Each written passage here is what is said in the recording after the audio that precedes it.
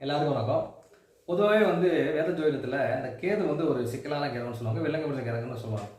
ஏன்னா கேது எந்த கிரகத்தோட சேர்ந்தாலும் சரி, அந்த கிரகத்துடைய காரகத்துவத்தை வந்து அப்படியே டைல்யூட் பண்ணுறங்கிற மாதிரி அந்த காரகத்துவத்தை வந்து அப்படியே செயல்படாமல் அப்படி தடுக்கக்கூடிய ஒரு கிரகம் கேது. ஏன்னா இருக்கிறதுலே நைசாரிக்கிய பலத்தில் வந்து கேது தான் வந்து ரொம்ப ஒரு ஸ்ட்ராங்கஸ்டான பிளானட்னு சொல்லிட்டு. ஸோ அப்படிப்பட்ட கேது சூரியனோட சேர்றப்ப வந்து தகப்பனார் வழி, தகப்பனாருக்கு வந்து ஆகாம போயிடுறது, இல்லைன்னா வந்து தகப்பனார் வழி சொத்துல வந்து பிரச்சனை வருது. செவ்வாயோட சேர்ந்தா சொத்து பத்துகள் வாங்குறது பிரச்சனை வருது. அதேமாதிரி வந்து சந்திரனோட சேர்ந்துருக்கும் போது மனநல பாதிப்பு, புதனோட சேர்ந்துருக்கும் கடல்வியலும் தடை. இப்படி எந்த ஒரு கிரகத்தை குருவோட சேர்ந்துருந்தா கடன்கள் வந்து நிறைய கொடுக்கறது, பண விஷயங்கள் வந்து ஒரு சில பிரச்சனைகள் வந்து கொடுக்கறது. இப்படி எந்த கிரகத்தோட சேர்ந்திருந்தாலும் வந்து கேது வந்து ஏதாச்சும் ஒரு வகையில் தொந்தரவு கொடுத்துட்டே இருக்கும்.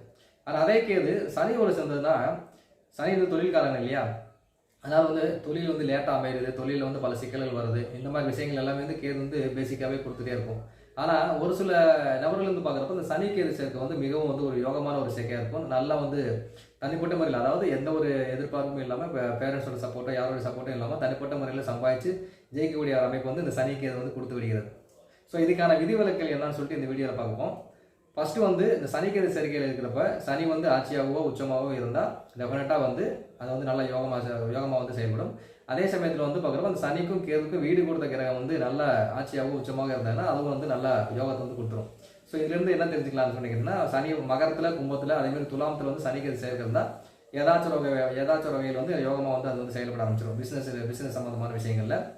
சரி, ஓகே, ஒருவேளை வந்து மகரம், கும்பம், இந்த துலாமில் வந்து சனிக்கேது சேர்க்கை இல்லை, வேற எங்கேயாச்சும் இருக்குதுன்னா அந்த வீடு கொடுத்த கிரகம் வரவுக்கு நல்லா வலுவாக இருந்தாவே போதும்.